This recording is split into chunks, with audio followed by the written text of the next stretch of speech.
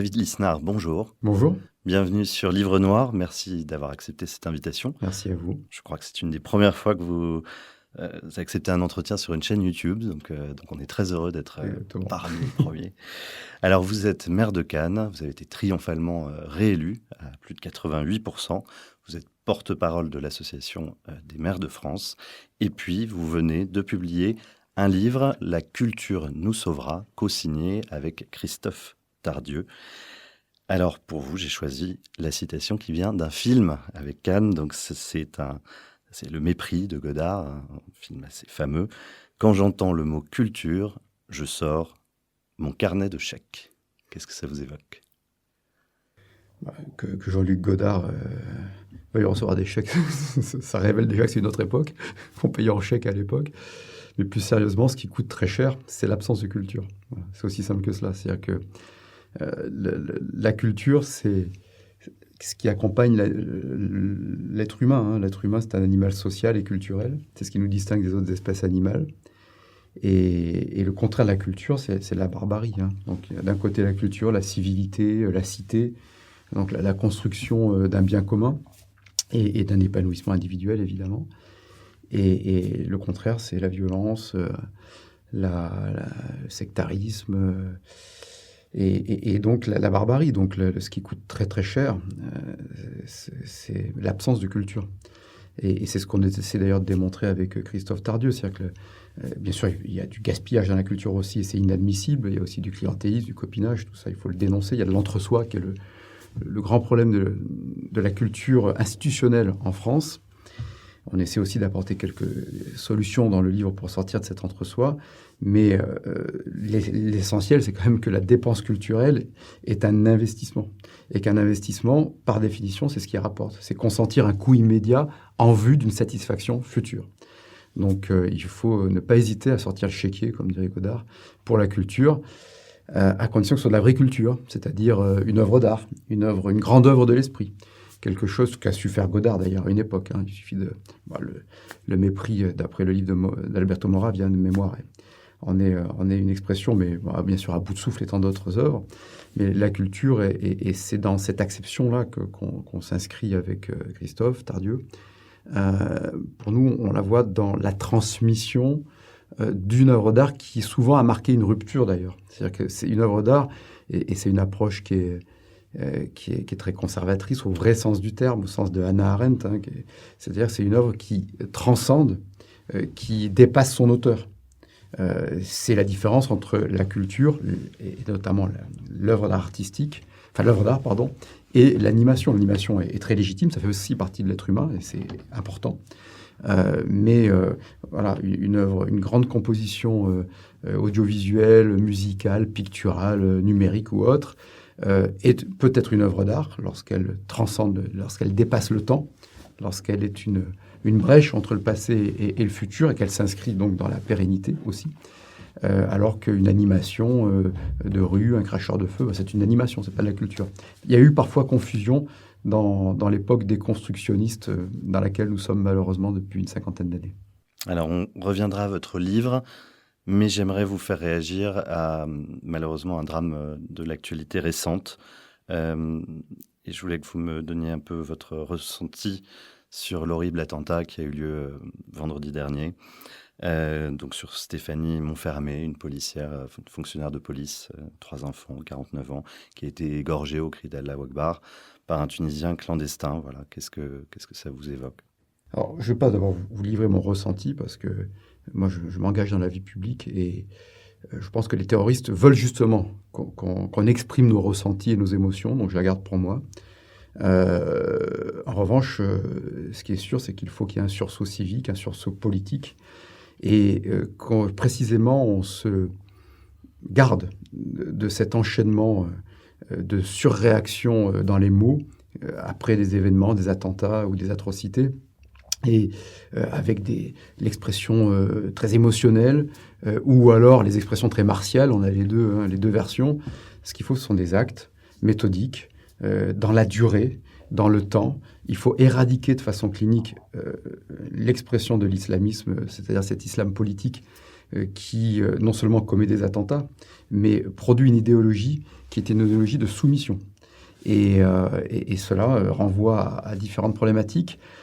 Celle de la culture précisément, de ce que l'on a à transmettre. Il faut donner de la spiritualité par l'éducation et pas simplement en rabâchant les valeurs républicaines. Les valeurs républicaines, bien sûr que la République est une étape importante dans l'histoire de la France et aujourd'hui en plus la République produit de l'universalité, donc c'est magnifique, c'est un très très bel idéal qu'il faut toujours construire. Mais les lois de la République, le respect des règles de la République, comme on l'entend souvent, ça, comme disait Pierre Manant, hein, c'est un contenant. Le contenu, c'est le mode de vie, c'est la spiritualité, c'est le partage d'un héritage commun dont on peut être dépositaire, y compris lorsqu'on vient d'arriver sur le territoire national.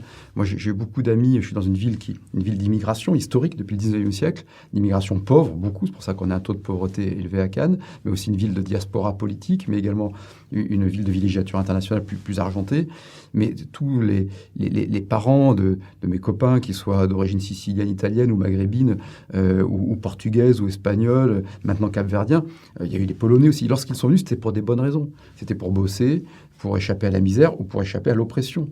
Et ils sont venus en France parce que c'était un beau pays, un grand pays. Donc la moindre des choses, c'est de respecter les règles d'hospitalité du pays.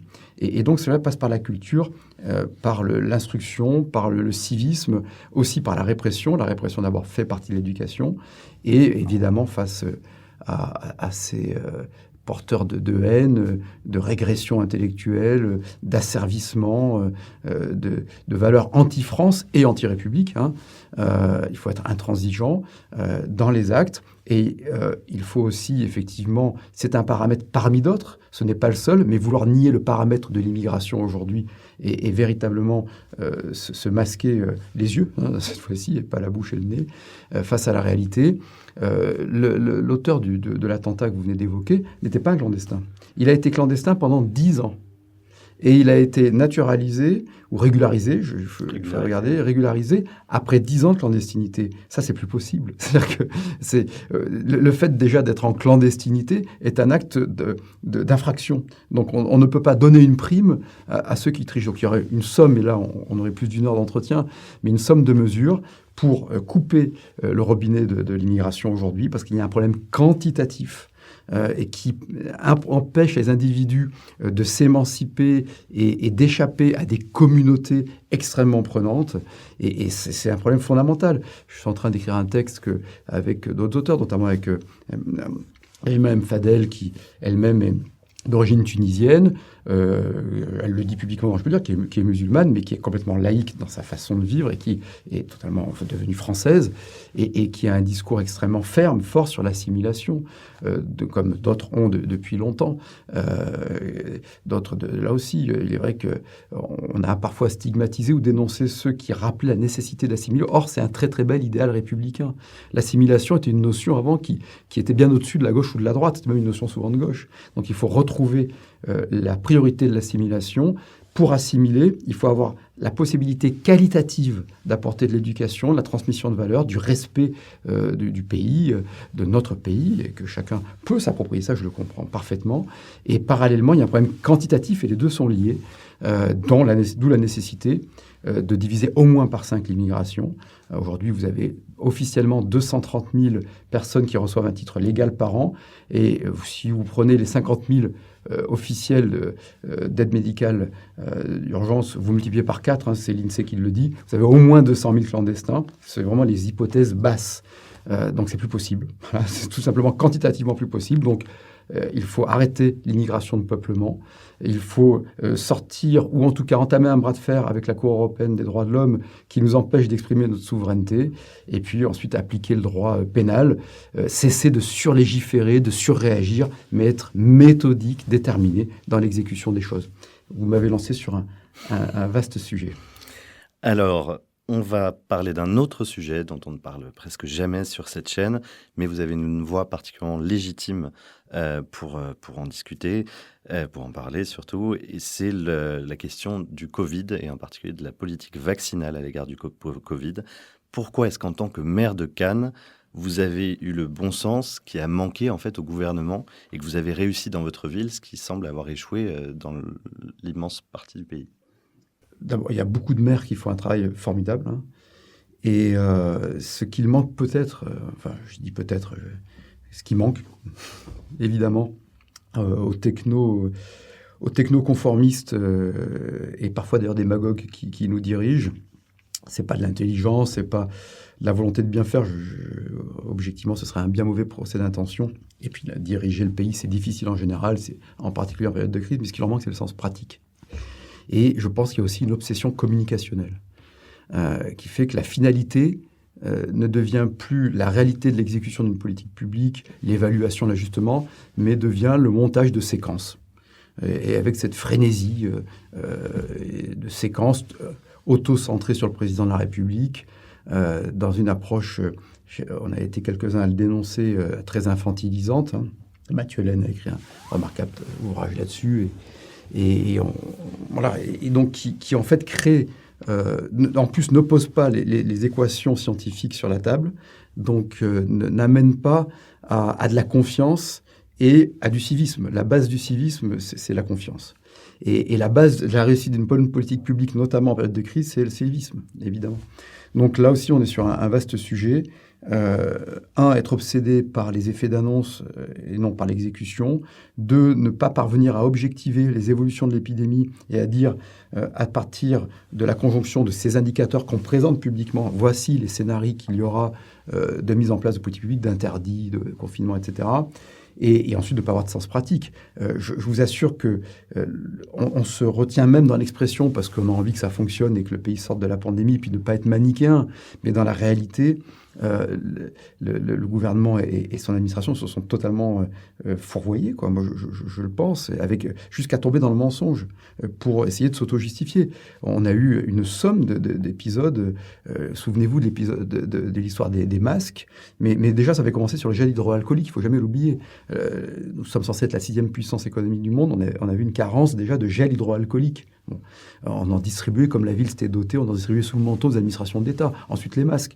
Nous étions dotés de masques. Moi, dès le mois de janvier, lorsqu'on a vu qu'il y avait l'épidémie, et ça, c'est document à l'appui, hein, donc janvier 2020, on avait complété notre stock de masques à la ville de Cannes, en FFP2 et en masques chirurgicaux. Et dès le 25 février de mémoire 2020, on dit aux policiers municipaux, aux agents en contact du public, aux conducteurs de bus, etc., de se doter. On les dote de masques tous les jours et on fournit des masques à la place de l'État, dont c'est la mission, à l'hôpital public et à la médecine de ville.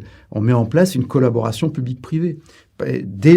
C'était un dimanche, c'était de mémoire, il faudrait vérifier, le 24 février 2020, on se réunit en mairie et on met l'hôpital, la clinique, les représentants de la médecine de ville, c'est-à-dire les médecins généralistes, les représentants des officines de pharmacie, également des infirmiers, etc. Donc, parce que face à un problème nouveau, il fallait être maximaliste au début. Donc moi, je comprends parfaitement au début qu'il fallait confiner, etc. On ne connaissait pas bien la létalité et la contagiosité de ce nouveau virus. Et être maximaliste, mais s'organiser pour atteindre des objectifs. Donc, ce qu'on a vécu sur la vaccination, on l'a vécu sur les masques, on l'a vécu sur le gel hydroalcoolique, on l'a vécu sur les tests. Et souvenez-vous, sur les premiers tests RT-PCR, on a eu pendant 1 mois et demi des labos qui n'avaient pas le droit de le faire. C'était réservé à l'hôpital, ce qui est complètement fou, ce qui est dogmatique. Donc, on crée des goulots d'étranglement dans l'hôpital, qui devenait lui-même un lieu de contagion très souvent. Enfin, tout ça était assez délirant. Et tout le monde ne faisait pas pareil, hein. C'est-à-dire qu'il ne faut pas croire qu'il y a un fatalisme, une fatalité. Pardon, il y a un fatalisme, hélas, mais il n'y avait pas de fatalité. Et donc, je me souviens, sur le premier confinement, je pose la question, je dis, mais qu'est-ce qui est prévu pour les personnes sans domicile fixe ? Séance radio, donc on ouvre le palais des festivals et des congrès pour protéger cette population, pour les soigner, pour leur apporter des soins, et pour éviter qu'eux-mêmes soient des vecteurs de contagion, parce que c'est des populations grégaires. Donc, sur la vaccination, quand on a su que ce serait Pfizer, on a su à partir d'octobre, on a été sûr, et ça a été définitivement acquis début novembre. Bien, on a réuni notre petit comité local et avec les EHPAD, etc. Et on a acheté 2 hypercongélateurs à moins 85 degrés. Donc, ça valait 4 800 € aux normes. On a monté différents scénarios de vaccination que j'ai proposés à l'ARS et au préfet. Et donc, on a anticiper la vaccination dès qu'on a eu les premières doses. On a armé les vaccinodromes fin décembre et on a commencé à vacciner 4 janvier. Et puis, on a tout de suite, grâce à la littérature scientifique et à cette bonne collaboration publique-privée, former les personnes qui font des piqûres et utiliser 7 doses par flacon de Pfizer et 11 doses de Moderna. Et c'est ce qui fait qu'au moment où je vous réponds, on a 1 mois et demi d'avance sur la vaccination nationale en respectant les doses qui nous sont attribuées par l'État au prorata de la population. Donc, on a les mêmes allocations de doses et allotement de doses, au prorata sur des critères démographiques, mais le fait de ne pas avoir perdu une dose, d'avoir commencé avant, d'avoir respecté scrupuleusement les critères mis en place par l'État, ce qu'il faut, on n'est pas dans le Far West, donc on respecte les critères, nous a permis, et nous permet au moment où je vous parle, on a commencé à vacciner les moins de 40 ans. J'en profite pour démonter un préjugé, enfin c'est vous qui allez le démonter. Cannes n'est pas une ville riche et bourgeoise.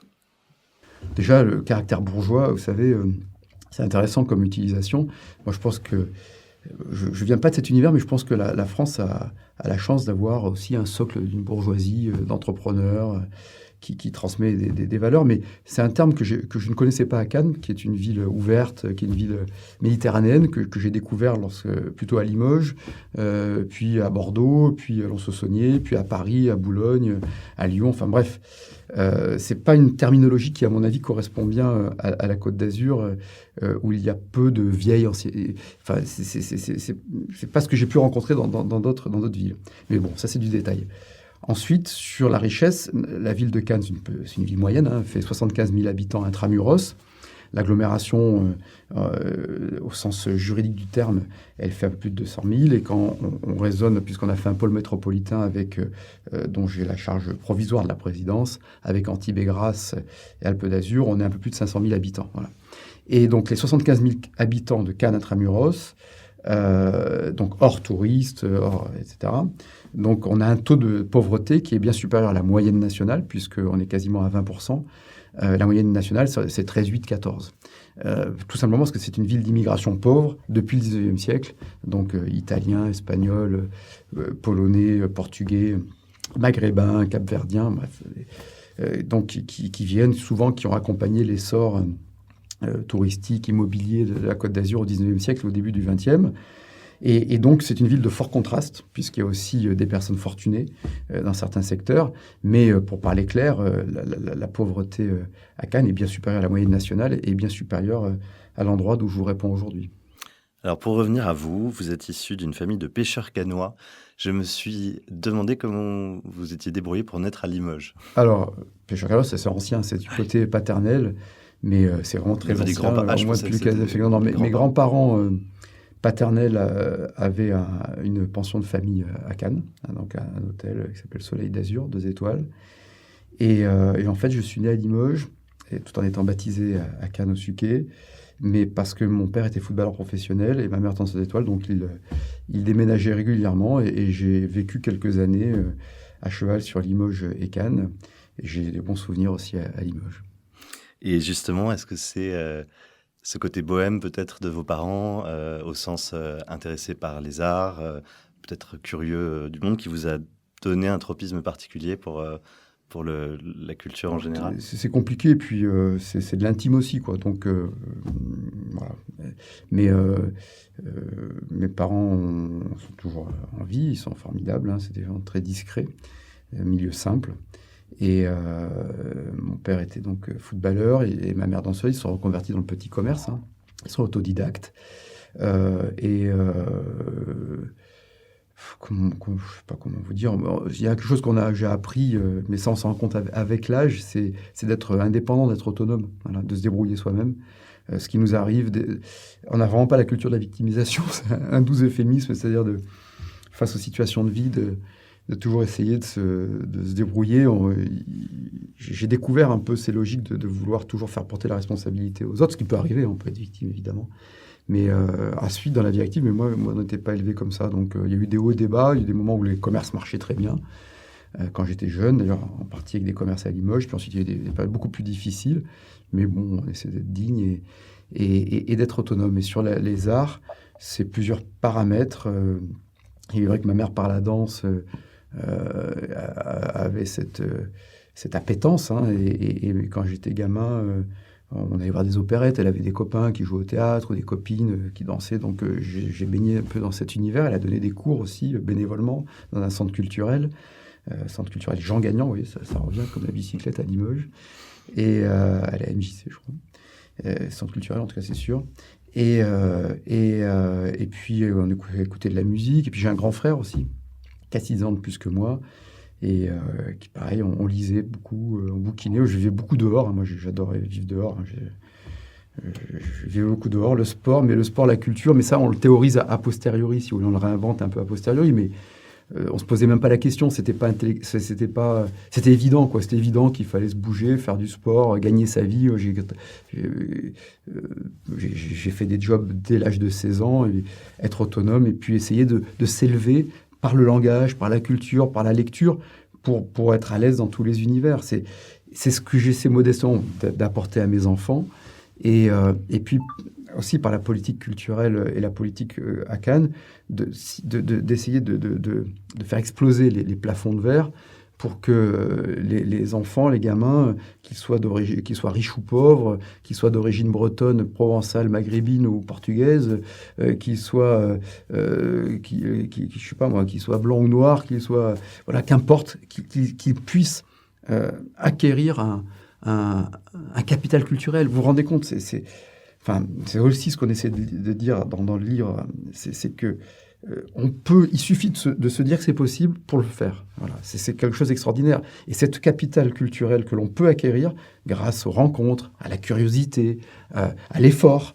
à l'école, au hasard, nous sert toute la vie. Donc c'est, comme on en a fait un slogan à la ville de Cannes, on a dit que l'éducation artistique et culturelle, qui est la mère de toutes les batailles dans le bouquin, mais ce que l'on a fait à Cannes, on dit que c'est une arme massive de liberté, d'égalité, de fraternité, donc des républicaines, mais je le crois profondément, oui.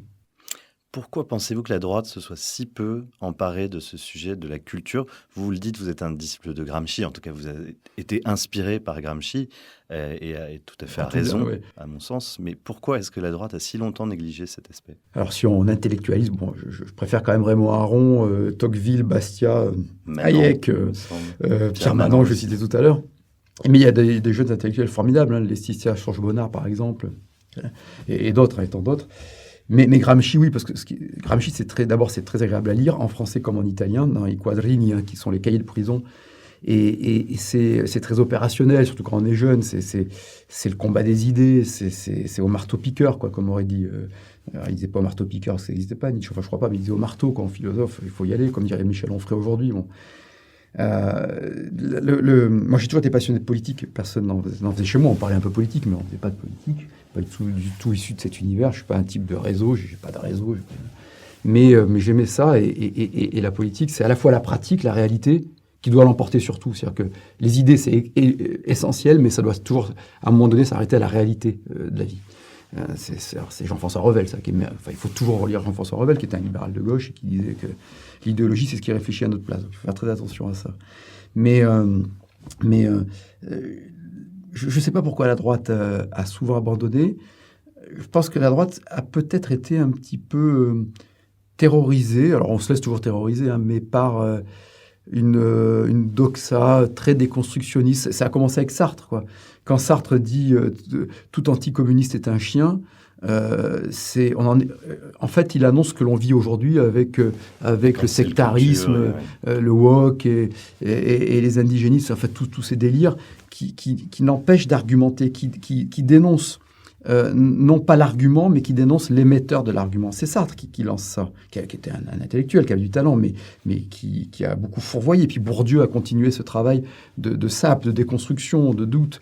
Et peut-être que la droite, à un moment donné, s'est laissée cantonner au pragmatisme et à la gestion économique, qui est essentielle. Hein. Le discours sur la prospérité, il est fondamental. Sans prospérité, le reste est assez virtuel. Hein.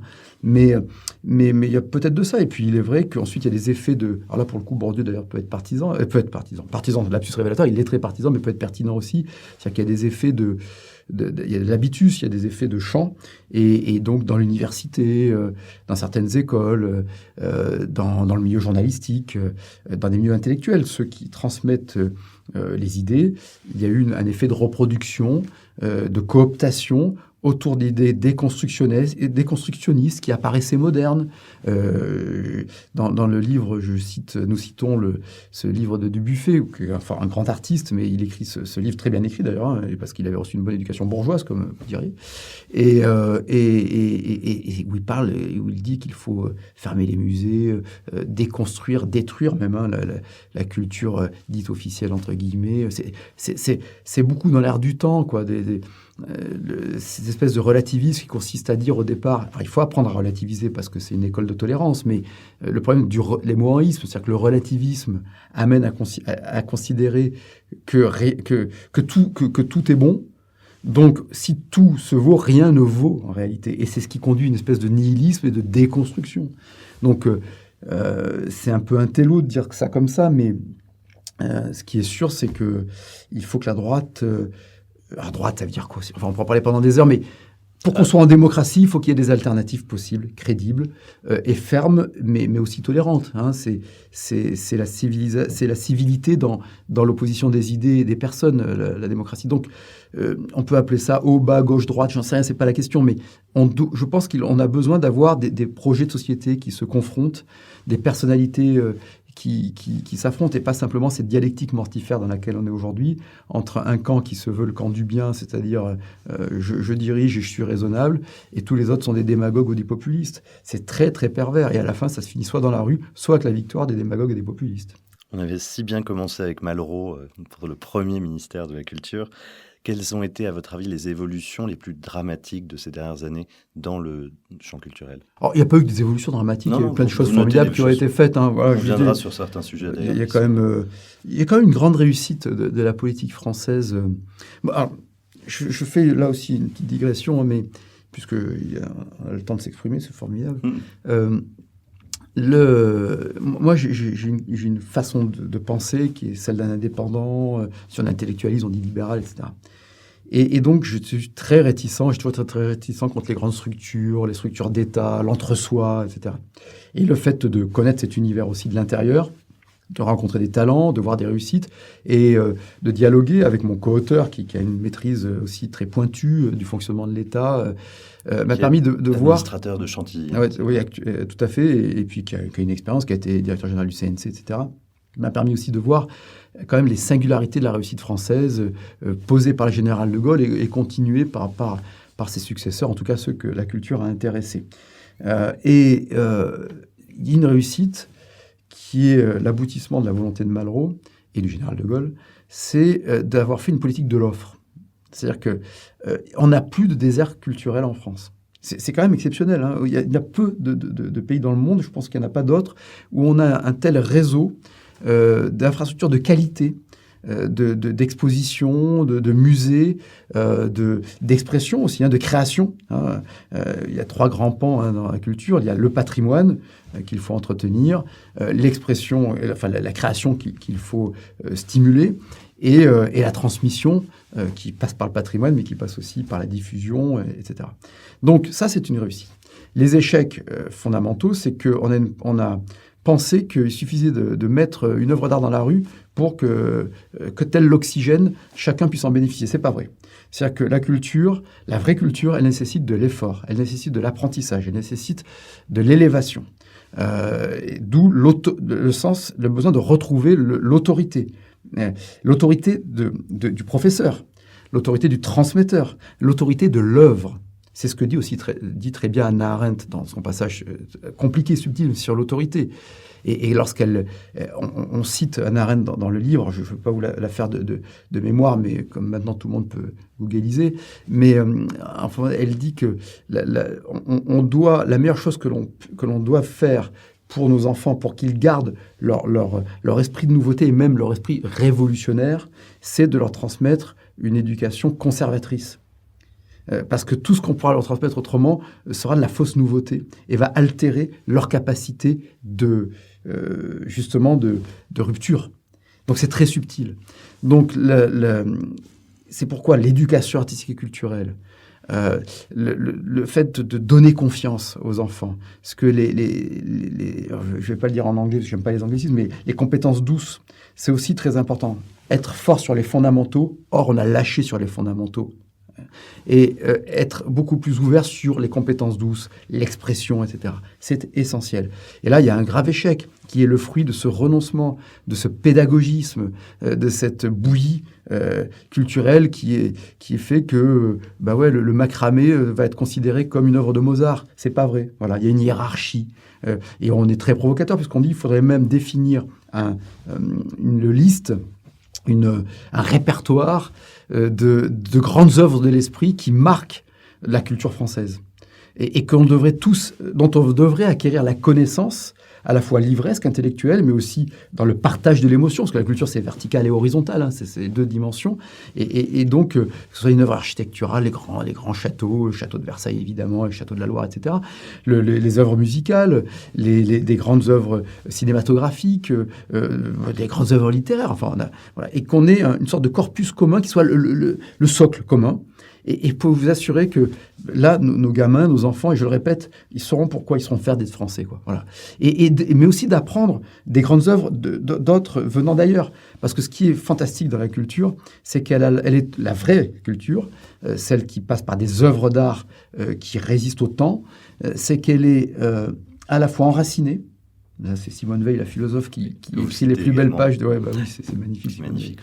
Et elle est à la fois enracinée et universelle. Et pour le rendre plus simple, je cite souvent ces exemples, mais vous savez, quand vous entendez le grand siècle, donc fin 17e, début 18e, quand vous entendez la musique c'est Versailles.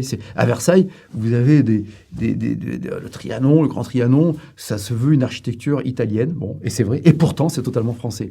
Quand vous entendez la musique de Lully, c'est pas un français comme on dirait de pure souche, mais qu'importe, il y a une esthétique, il y a une vibration, il y a une poésie française. C'est absolument inouï. Quand vous entendez Daft Punk, qui vient hélas de renoncer à la suite de sa carrière, mais Daft Punk, qui est totalement universel, c'est un groupe en électro qui a commencé avec la French Touch, etc. Il y avait souvenez-vous, il y avait Air, prodigieusement, Saint-Germain et d'autres, donc il y a une vingtaine d'années. C'est totalement international, mais c'est vraiment français. Il y a une vibration. Quand vous entendez les Beatles, il n'y a pas plus british, quoi. Il n'y a pas plus anglais que les Beatles, de la tête au son.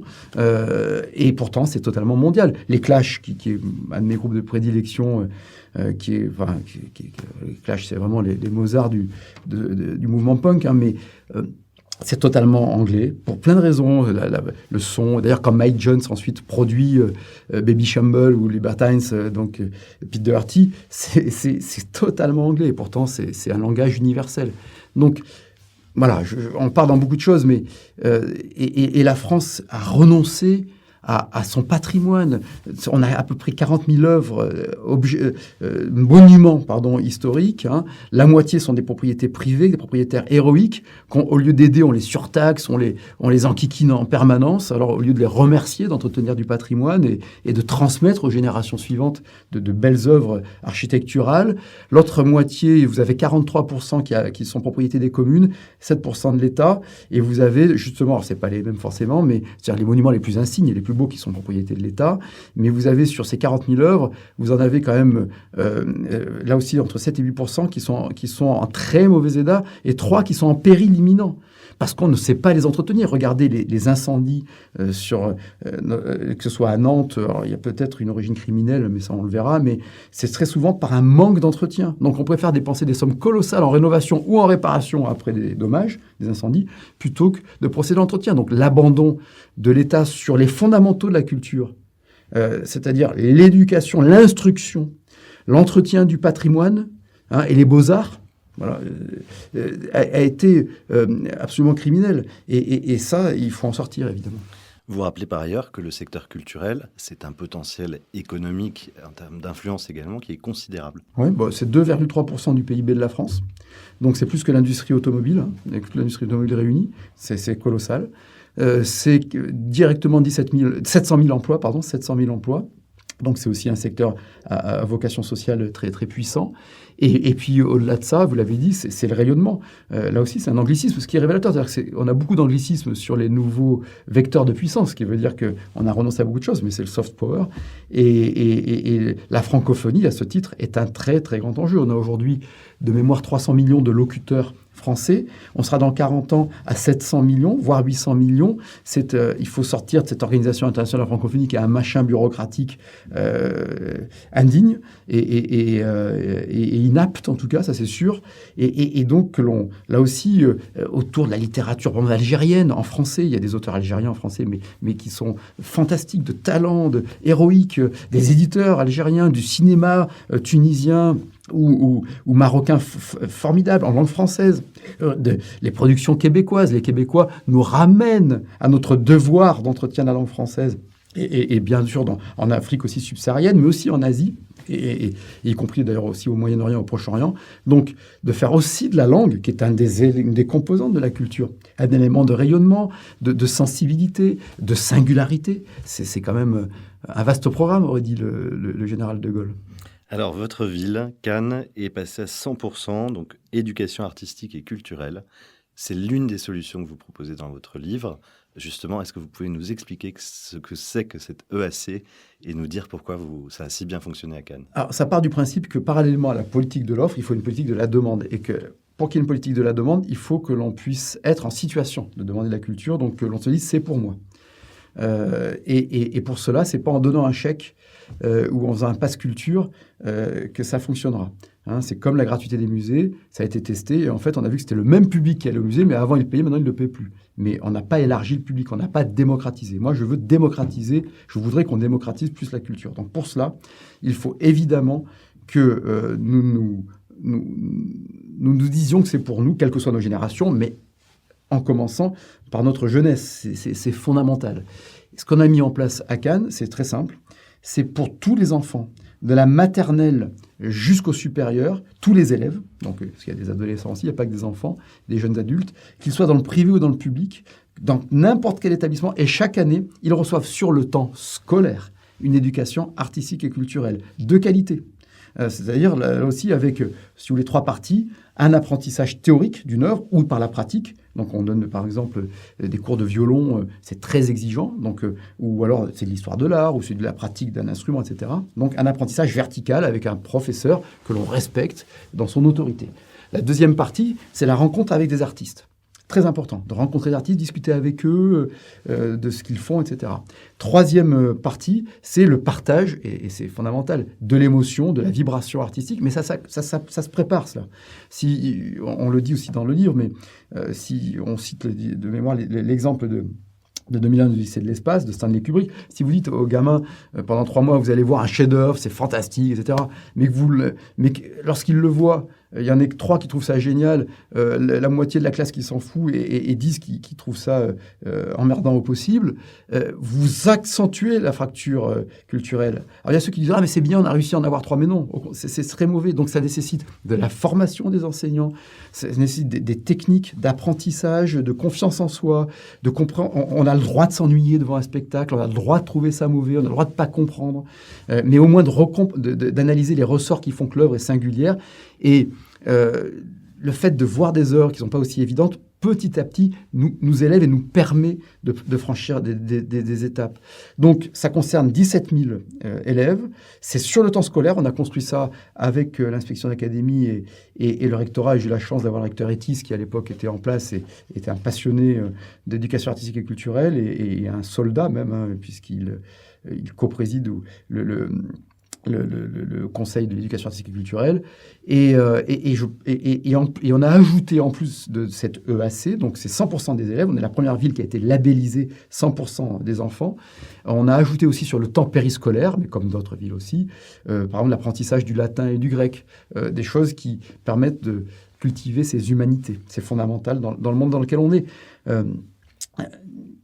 Je ne sais pas pourquoi on a l'obsession de former des codeurs informatiques. Or, l'intelligence artificielle sera bien plus performante que l'être humain pour ça. Donc, il y a quelques codeurs très bien, mais il vaut mieux apprendre à décoder le monde. Et pour décoder le monde, les fondamentaux que sont le français, l'histoire-géographie, les mathématiques, l'anglais en fait partie maintenant, et l'éducation artistique et culturelle. Et ensuite, le reste, c'est le sport, le loisir, l'ouverture, l'éveil, enfin bref, les soft skills dont on parlait tout à l'heure. Vous auriez une autre proposition pour relancer cette politique de la demande en matière culturelle? L'entretien du patrimoine en est une, parce que là aussi la francophonie, on se doit de transmettre le patrimoine, et dans le livre, on apporte des solutions innovantes qui ne passent pas par l'argent public, qui passent par des co-constructions et le soutien des initiatives privées. On essaie de créer de l'émulation. Ça me paraît absolument fondamental, parce que le patrimoine, d'abord, est un outil de développement touristique, de création de richesse, et ça intéresse le grand public. Et on peut encore aller plus loin. Il y a une autre proposition qui est très simple. Il y a un certain nombre de compagnies qui sont subventionnées pour faire de la production. On subventionne la production. Or, il n'y a pas d'obligation de diffusion. Je trouve ça inouï. Donc, la contrepartie de l'argent public devrait être de rencontrer le public. Le service public, c'est pas une abstraction, c'est un service au public. Donc, des compagnies de danse, des compagnies de théâtre, ou d'autres, de marionnettes de haut niveau. On en a une à Cannes qui s'appelle Arquetal, qui est de très bon niveau. Donc, soit subventionné, pourquoi pas. Pourquoi pas. Il faut faire là aussi sur des critères assez objectifs. On propose d'ailleurs la création de maisons de production locales, public-privé. Mais en revanche, il doit y avoir une contrepartie, et avec un nombre minimum de représentation. Autrement, certains, leur job, ce n'est plus de rencontrer le public pour présenter des œuvres, c'est uniquement d'obtenir des financements pour construire une œuvre. C'est pas possible. Donc, et ça, vous voyez, ce que l'on vit pendant cette période de Covid est très symptomatique, si je puis dire, du mépris de la culture, de ceux qui pourtant ont de la culture plein la bouche dans les discours. Quand vous les entendez, des discours parfois de 2-3 heures, la culture formidable, etc. Dans la réalité, qu'est-ce qui s'est passé? On a eu les écoles qui sont restées ouvertes, très bien. Bon, je pense qu'il y a des façons de les laisser ouvertes pour protéger de l'épidémie, mais moi je me réjouis, même en tant que parent d'élèves, que mes gosses puissent aller en cours. Et on avait des compagnies qui répétaient dedans, etc., mais qui ne rencontraient pas le public. Est-ce que, moi j'ai proposé à multiples reprises à l'exécutif, qui bien sûr n'en a pas tenu compte, de dire, mais amenons les classes voir des représentations, ça permettra aux compagnies de théâtre, de danse, sur des beaux spectacles qualitatifs, de rencontrer le public. Ça pose aucun problème sanitaire, parce que vu compte tenu des lieux, et on prend les précautions qu'il faut, et les enfants sont déjà de toute façon en groupe, on avait une occasion, inouïe, dans toute la France, dans tous les quartiers, d'emmener des enfants voir du spectacle. Et une occasion inouïe, sans prendre le moindre risque sanitaire. On ne le fait pas, parce qu'on est conformiste, parce qu'on est prisonnier de la bureaucratie, de schémas archaïques. Donc il y a plein de choses comme ça à faire. Les obligations de représentation en font partie. Enfin, et le livre, on a voulu, un livre, c'est pas un pamphlet, on a voulu poser des constats, créer une problématique, un enjeu culturel, mais aussi apporter beaucoup de solutions, utiliser le numérique. Le numérique peut être un outil d'asservissement, mais aussi un outil d'émancipation, comme tous les outils d'ailleurs. Et on a, à condition de le maîtriser, de ne pas en faire l'alpha et l'oméga, parce que rien ne remplace l'émotion partagée, la communion physique. Mais aujourd'hui, il y a des initiatives qui sont prises, y compris par le ministère d'ailleurs, et par des grandes institutions. On a des grandes institutions françaises on a la meilleure ingénierie culturelle au monde, comme la meilleure ingénierie sportive au monde d'ailleurs. C'est vraiment les points forts de la France. Il faut en être fier, il faut les exporter. Et donc, on utilisait cette capacité de transmission des œuvres. Tiens, une autre... Beaubourg, à l'époque, le Centre Pompidou, avait organisé l'itinérance, comme dirait le président de la République, de ses œuvres. Puis ça a été arrêté. Or, c'est formidable, ce sont des œuvres de très haut niveau. Plutôt que d'essayer aussi d'amener le public dans les musées, il faut le faire, mais c'est très compliqué, très difficile, d'amener le public, les œuvres près du public avec un accompagnement. Vous voyez, à l'hôpital de Cannes, c'est l'initiative des salariés de l'hôpital, des soignants et autres. Ils ont créé les Blues Brothers et ils font de la chanson, ils vont voir les personnes malades, mais c'est génial. Et ils font ça, et c'est de façon qualitative. Donc, il y a une multitude de choses à faire.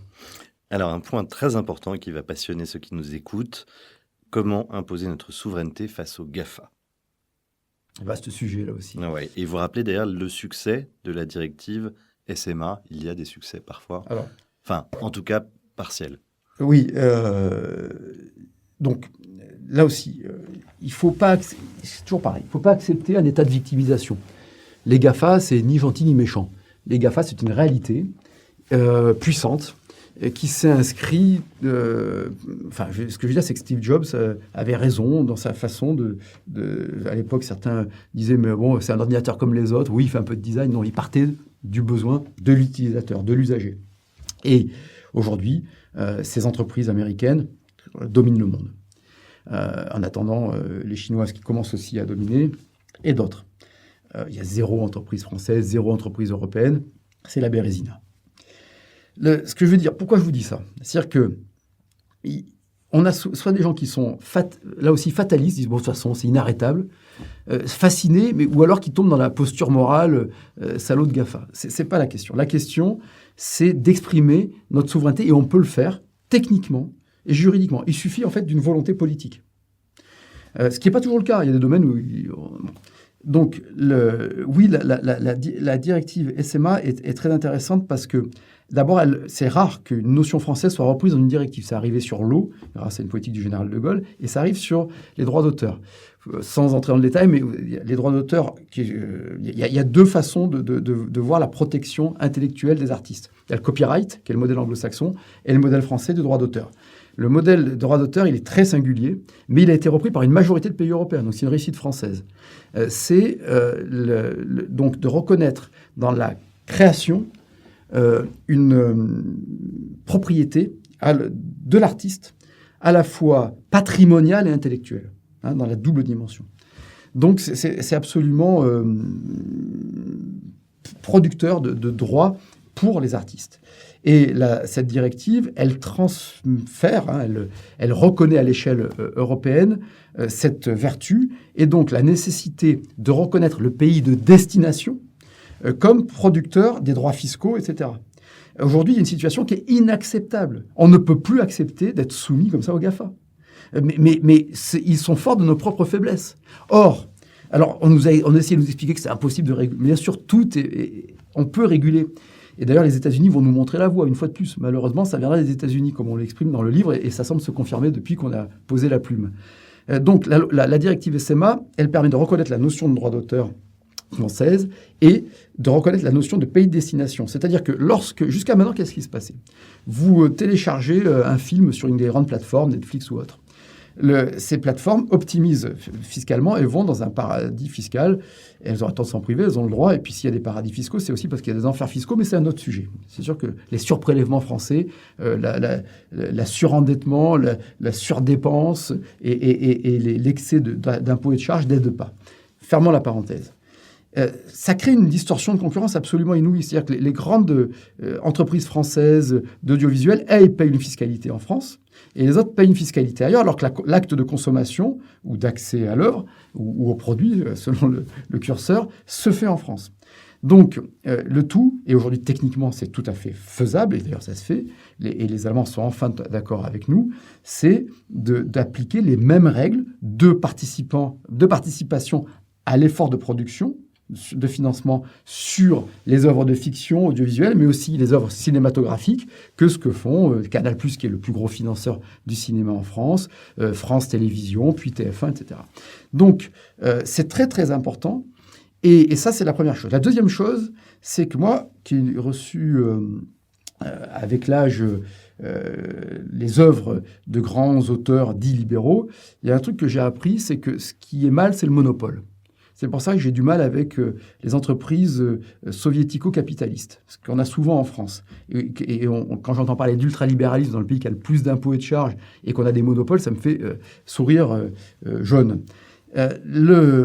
Aujourd'hui, le problème de cette situation d'oligopole des GAFA, c'est que, d'une part, ils imposent leurs lois. Ça, c'est pas possible, pas acceptable. Deuxièmement, il y a un problème éthique sur la possession des données. Bon, c'est un sujet. Et leur position est tellement dominante, et ça, c'est qu'ils empêchent l'éclosion de la concurrence. Donc, cette innovation des GAFA est devenue tellement puissante qu'elle se fait au détriment de l'innovation. Et c'est là qu'il faut retrouver la puissance de l'innovation. Et pour que Schumpeter puisse s'exprimer en destruction créatrice, il faut qu'il puisse y avoir création.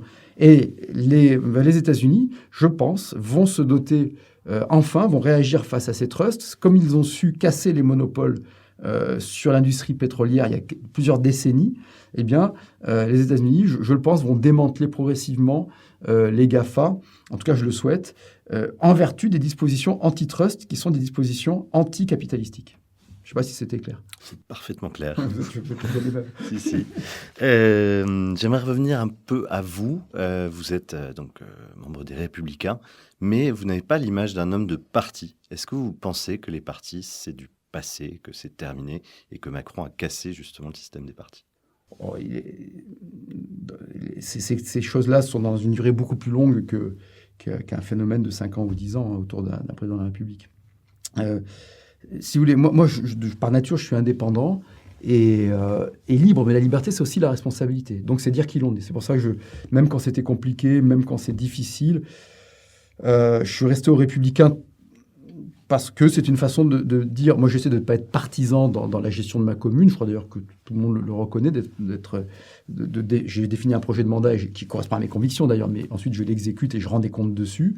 En revanche, dire que voilà, intellectuellement, dans ma façon d'être, je me situe dans une approche qui est à la fois, j'aime pas ces tiroirs dans lesquels on se met, mais qui se retrouve dans l'héritage intellectuel du gaullisme, du libéralisme, de la démocratie chrétienne. Vous voyez, bon, voilà, c'est une façon d'être. Si évidemment le parti dans lequel j'appartiens se fourvoyait en faisant des alliances politiciennes d'un côté ou de l'autre, ou vraiment disait n'importe quoi et l'inscrivait dans un projet de gouvernement sur le plan économique, je n'y resterai pas, quoi. À un moment donné, il faut...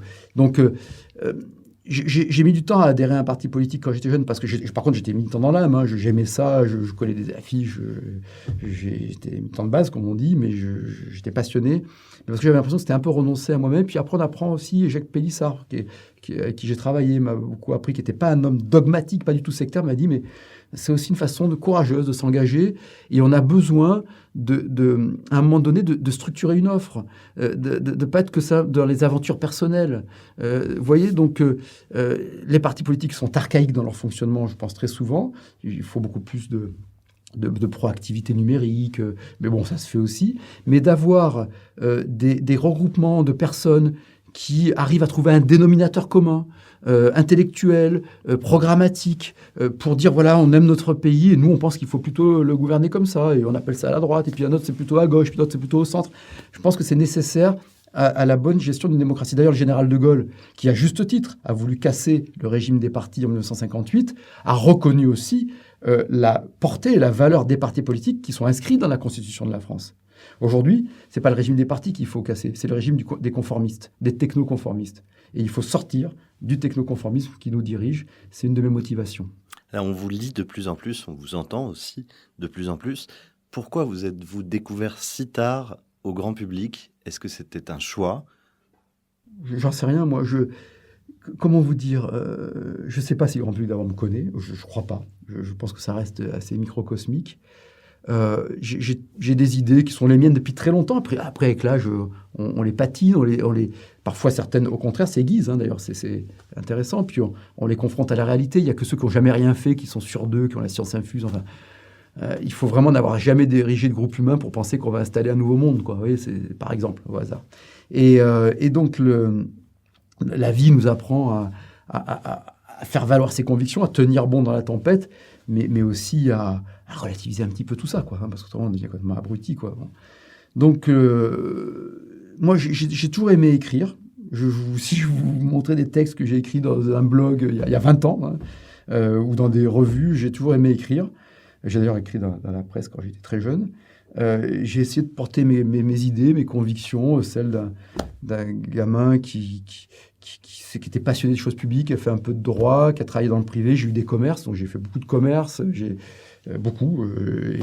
jusqu'en 2016. Hein, j'ai vendu mon dernier commerce en novembre 2016. Et puis, j'ai été un des porte-parole de François Fillon. Je suis resté jusqu'au bout, même dans les moments difficiles, de doute, c'était compliqué. Mais je voulais aller jusqu'au bout. On savait qu'on allait perdre à la fin. Mais, d'ailleurs, ça s'est joué à peu de choses, finalement.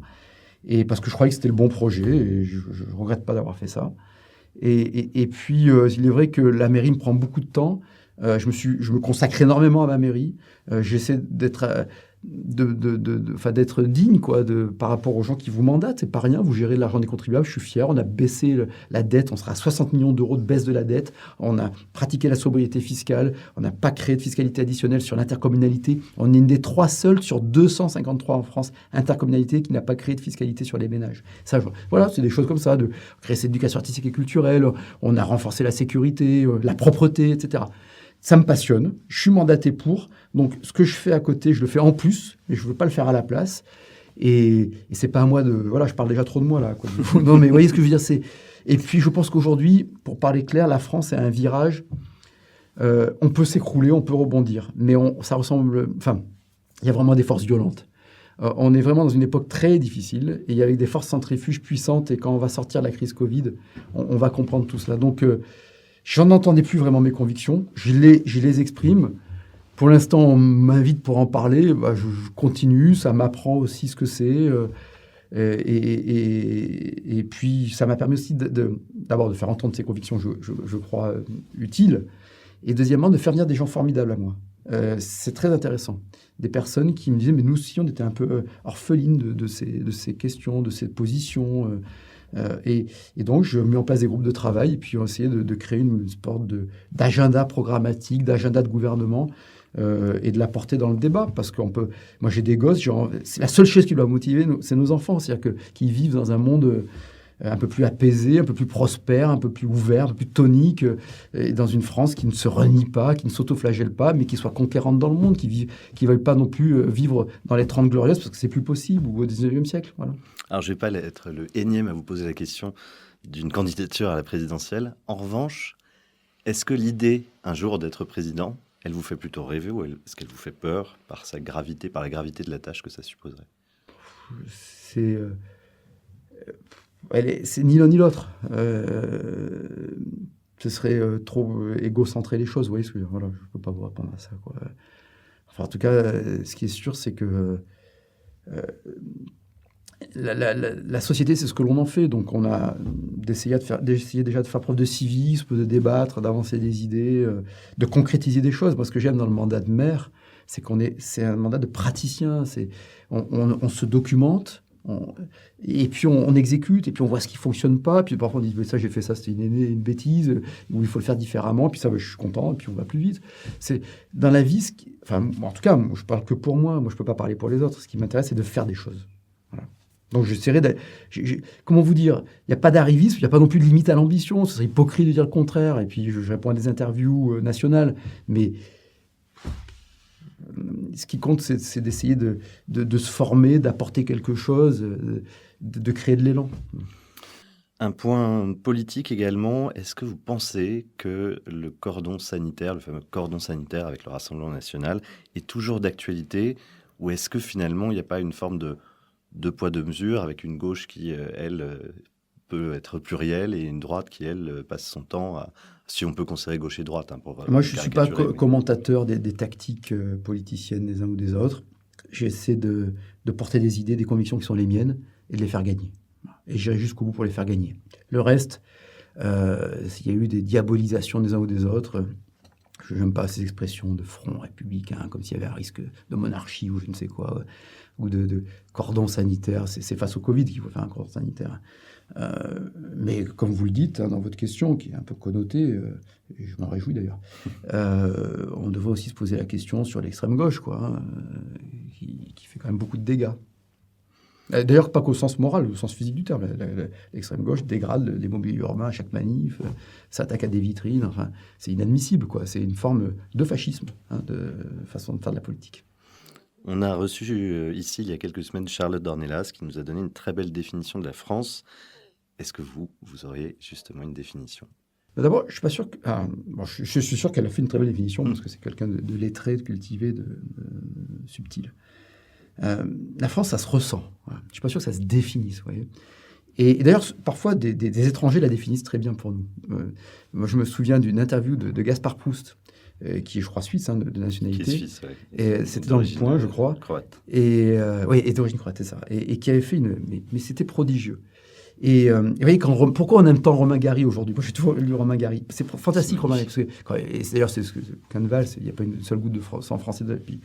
Parce que Voilà. C'est souvent de l'extérieur qu'on voit le mieux, mais si vous voulez, la France, c'est mon pays, c'est le pays que j'aime, et c'est un peuple, pas un amoncellement de population. Donc tout ce qui fait éclater, tout ce qui crée des populations antagonistes, le communautarisme, l'indigénisme, cette forme de racialisme qui est une forme de racisme, ça c'est contre la France.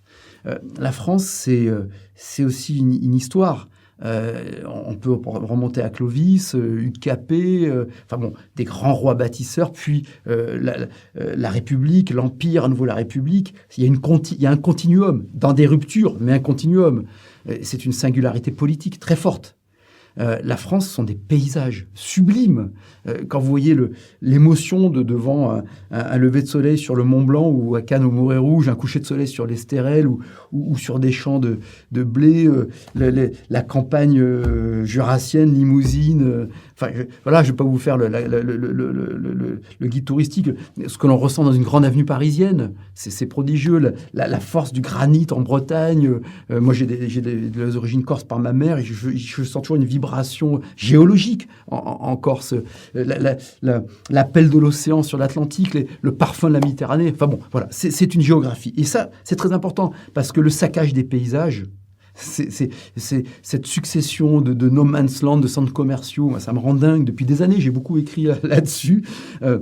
C'est une langue, c'est Cyrano de Bergerac, c'est les mousquetaires, c'est un panache. Alors, c'est une vision exaltée presque d'ailleurs, et forcément amoureuse de la France. Mais c'est une vibration, il y a une poésie française. J'en suis vraiment archi convaincu, quoi. Mais déjà un peuple, une population, un système politique, des parfums, des odeurs, une esthétique. On voit tout de suite que c'est la France. Comme on voit tout de suite que c'est l'Angleterre aussi, vous voyez, ou l'Italie sont des pays qui ont des identités magnifiques, très fortes, ou la Russie, et tant d'autres. Voilà. Et c'est prodigieux. Donc la France, c'est une réalité physique, géologique, historique, politique, démographique et, j'allais dire, poétique, quoi. Voilà. Et puis c'est quelque chose que l'on ressent. Comme j'arrive pas à vous le définir, je vous en fais beaucoup trop de définitions. Et puis ma dernière question, si vous aviez face à vous un jeune homme ou une jeune femme qui a envie de s'engager, de servir son pays justement, qu'est-ce que vous lui diriez et est-ce que vous lui conseilleriez de faire de la politique ? C'est-à-dire, vous avez suivi, quand vous étiez jeune homme vous-même, vous l'êtes encore un peu, mais plus que moi en tout cas, mais est-ce que vous écoutiez les conseils ? Voilà. Allez-y, quoi. Voilà. Qu'est-ce que vous voulez dire à ça ? Il ne faut surtout pas ne pas l'engoncer. Sacha Guitry, qui n'était pas un exemple d'ailleurs, comme on l'a vu pendant la Seconde Guerre mondiale, mais qui était en revanche, qui avait un talent prodigieux de conteur, disait, la situation n'est pas forcément exacte, mais il disait plutôt que d'écouter les conseils que l'on vous donne, observez ceux qui vous montrent l'exemple, quoi. Donc, de lire les beaux auteurs, des grands auteurs, de regarder ceux qui ont vécu de belles épopées. Voilà, la France, c'est une épopée. Voilà, ma définition de la France, c'est une épopée. C'est une épopée sensorielle, amoureuse et intellectuelle. C'est tout ça, là. Donc voilà, il n'y a pas de conseil, hormis d'être indépendant et d'exercer sa raison critique et puis d'y aller, de faire preuve de courage, quoi, de se lancer, d'y aller. Eh bien, merci à vous. C'était une interview passionnante et je vous recommande vraiment de lire La culture nous sauvera si vous êtes intéressé. J'espère que vous l'êtes par justement la politique. Merci de votre intérêt et puis de ce temps de parole. Merci à tous nos abonnés. Merci de continuer à nous suivre. Commentez surtout la vidéo. N'hésitez pas à répondre au sondage que l'on organise sur Telegram. Voilà, et puis on vous retrouve bien sûr dimanche prochain. À bientôt.